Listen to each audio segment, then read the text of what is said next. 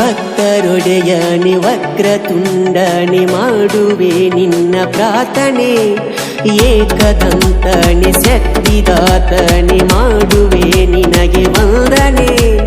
ಗಣಪತಿ ದೇವ ನೋಡು ಬಡ ಜೀವ ಮಾಡುವೆ ಸೇವ ಗುರುದೇವ.